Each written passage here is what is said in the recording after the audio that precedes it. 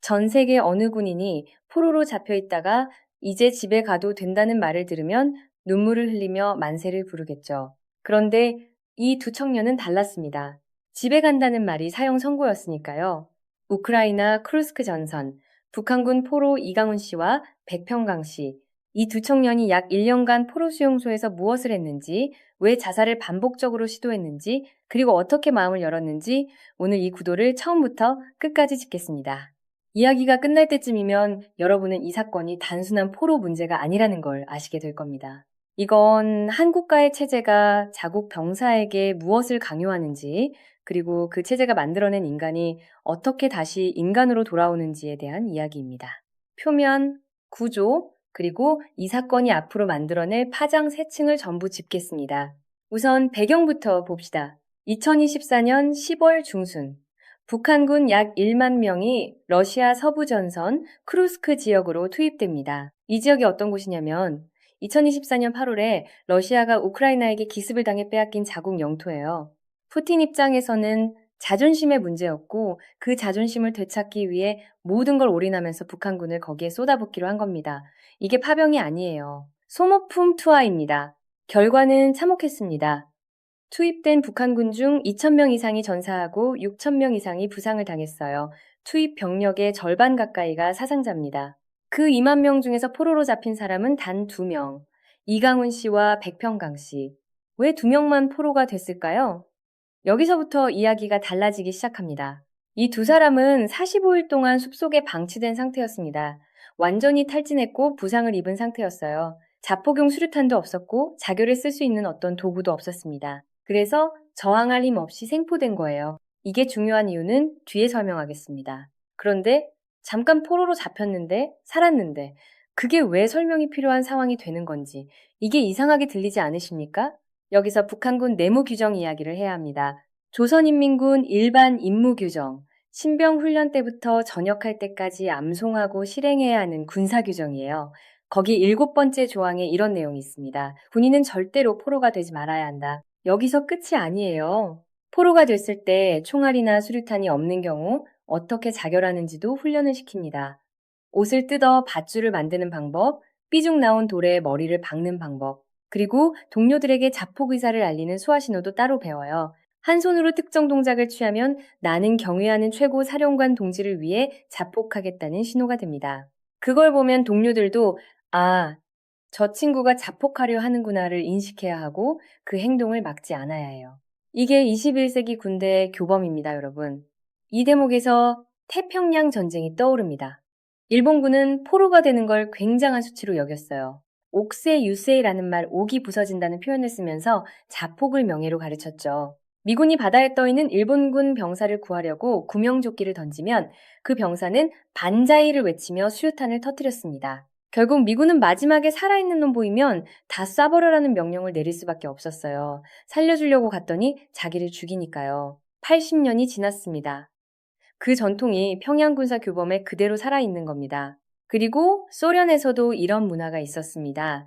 미군은 포로로 잡혔다 돌아오면 영웅이에요. 소련에서는 잠재적 배신자로 낙인 찍히고 일부는 굴라크로 보내졌어요. 일본 제국의 옥새 문화와 소련식 귀환자 낙인이 합쳐진 가장 잔인한 조합이 북한 체제 안에 그대로 계승된 겁니다. 천황 만세나 김정은, 원수님 만세나 구조적으로 같은 겁니다. 그러니까 다시 처음으로 돌아갑니다. 이강훈 씨와 백평강 씨가 포로로 잡힌 건 선택이 아니었어요.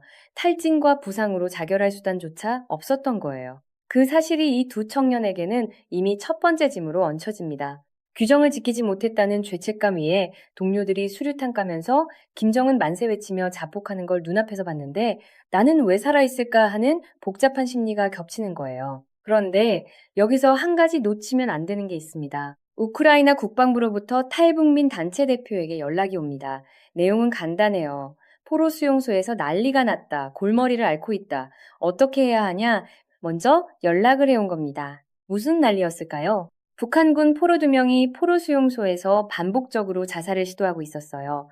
속옷을 찢어서 밧줄을 만들고 침대에 매달고 관리원들이 들어가서 빼앗으면 또 만들어요. 추워서 속옷을 새로 줬더니 또 찢어서 밧줄을 만듭니다. 연필 같은 걸 넣어주면 찌른다고 못 넣게 했을 정도예요. 우크라이나 측에서는 전혀 이유를 몰랐어요. 러시아 포로들은 배고프다, 뭐 달라며 대우 개선을 요구하는데 왜 북한군 포로만 자꾸 자해를 하는지, 자기네가 고향 가면 되는데 왜 저러냐고만 생각했던 거예요. 전 세계 어느 군인이 집에 간다 하면 만세를 부르는데 이 두 청년에게는 그 논리가 성립하지 않는다는 걸 우크라이나는 모르고 있었던 겁니다. 탈북민 단체 대표는 이 상황을 듣고 딱 하나를 직감했답니다. 야, 이 친구들이 찾고 있구나, 사람을. 이 말 한마디가 사실상 이 이야기의 전부입니다. 자살 시도는 죽고 싶어서가 아니에요. 살고 싶다는 온몸의 신호를 보내고 있는 거예요. 마포대교 난간에 선 사람도 누군가가 발견하고 대화를 시작하면 안 죽습니다. 자살 시도는 거꾸로 읽어야 해요. 나는 죽겠다가 아니라 누군가 나를 발견해 달라는 말입니다. 내 운명은 내가 결정하겠다는 온몸의 항의예요. 그리고 우크라이나 국방부는 그 신호를 읽지 못했던 겁니다. 문제는 여기서부터입니다. 이 두 청년이 북한으로 송환될 경우 받게 될 죄목을 실제로 따져보면 6가지입니다. 첫째, 자결하지 않고 포로가 됐다는 이유, 군법 위반, 사형. 둘째, 한국행 의사를 밝혔다, 조국 반역죄, 무기징역 내지 사형. 셋째, 적국의 사람과 대화하고 편지를 주고받았다, 민적 반역죄, 사형. 넷째, 공화국 체제에 대한 모독 발언 사형. 다섯째, 이 모든 행위로 인한 3대 멸족. 그리고 여섯째, 한국 언론 앞에서 카메라 5대를 켜놓고 공개적으로 한국행 의사를 밝힌 행위 자체가 사형이 6번 선고될 수 있는 죄목들을 전부 갖추는 겁니다. 코에 걸면 코걸이, 귀에 걸면 귀걸이. 어떤 각도에서 들여다봐도 북송은 곧 죽음이에요. 당사자들도 압니다. 그걸 알면서 카메라 앞에 앉은 거예요. 이제 국제법 구조 이야기를 해야 합니다. 이 부분이 이 사건에서 가장 복잡한 층입니다. 제네바 협약에 따르면 전쟁이 끝나면 포로를 즉시 본국으로 송환해야 해요. 이게 인도주의적 조항이에요. 전쟁 포로를 적국이 계속 붙들어 놓는 걸 막기 위해 만든 원칙입니다. 그런데 동시에 비강제 송환 원칙도 있습니다. 본인이 원치 않는 강제 송환을 막기 위해 만든 조항이에요. 이게 한국 전쟁에서 처음으로 적용됐어요. 우리에게 붙잡혀 있던 북한 포로들에게 의사를 물었습니다. 공국으로 갈 사람은 공국으로, 한국으로 올 사람은 한국으로, 미국으로 가고 싶다는 사람은 미국으로 보내줬어요. 비강제 송환 원칙의 실제 역사적 선례가 바로 한국 전쟁에 있어요.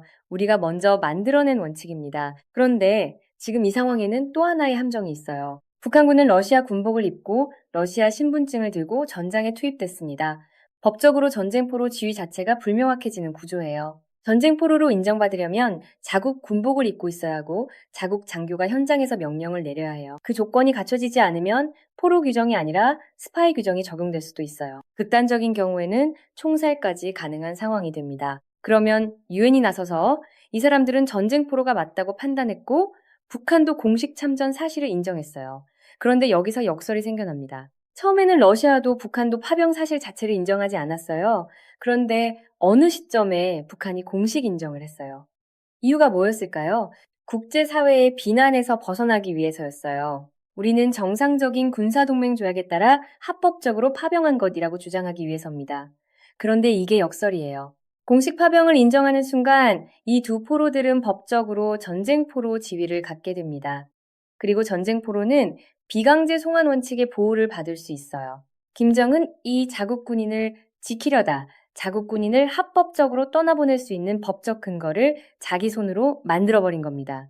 그리고 여기서 북한 내부 상황을 한 겹 더 들여다볼 필요가 있어요. 북한이 파병을 공식 인정하면서 동시에 한 일이 있습니다.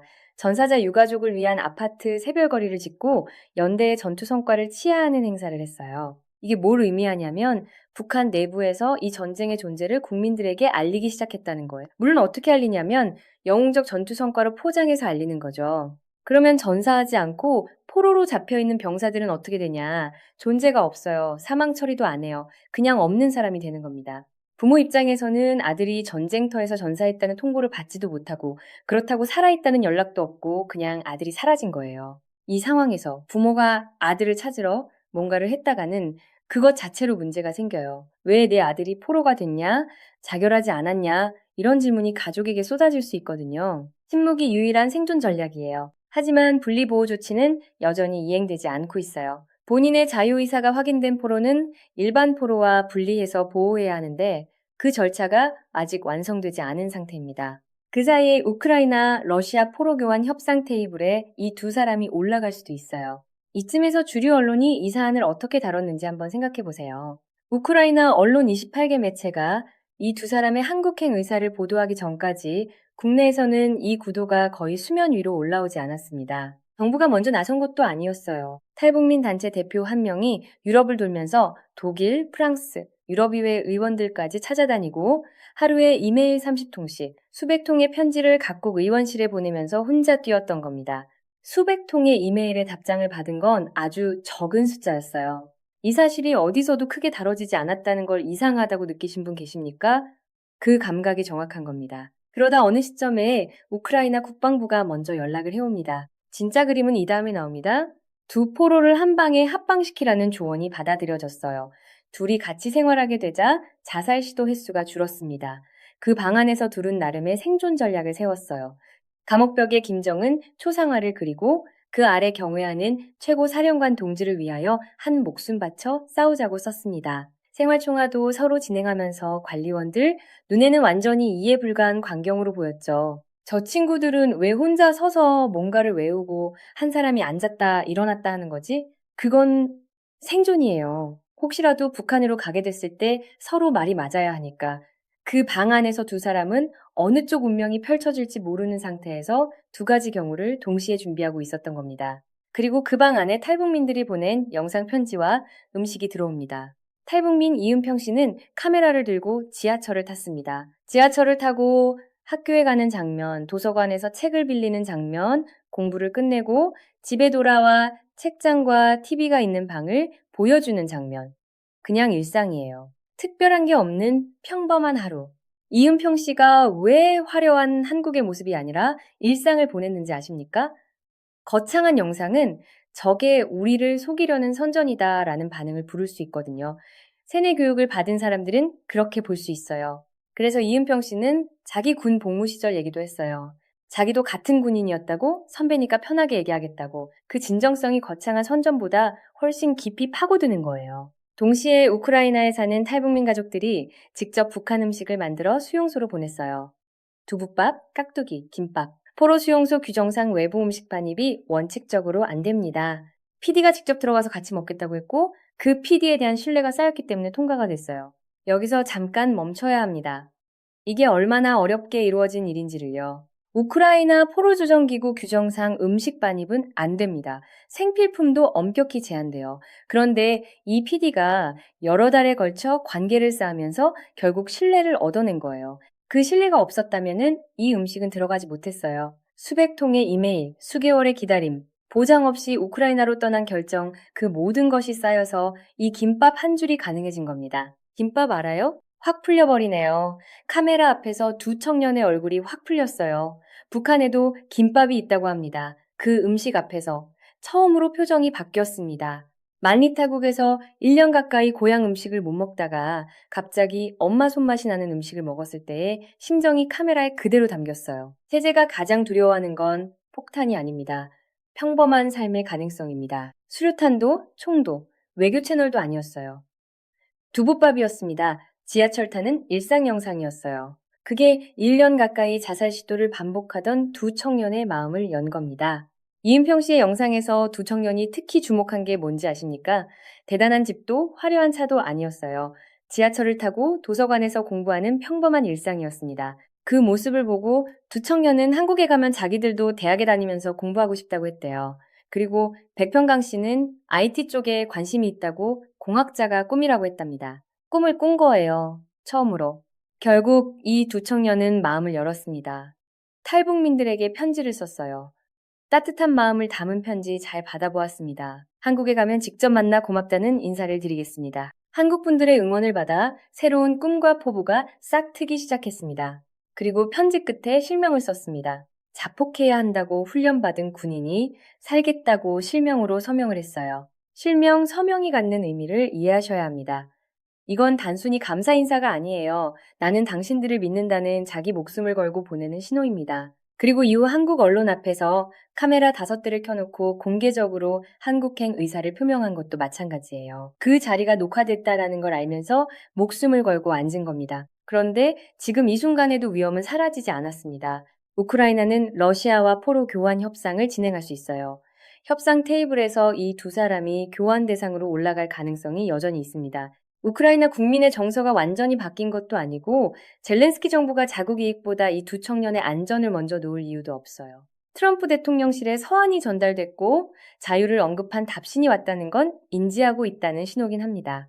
우크라이나 28개 언론 매체가 이 두 사람의 한국행 희망 의사를 보도하기 시작하면서 국제 여론의 흐름이 바뀌고 있는 것도 사실이에요.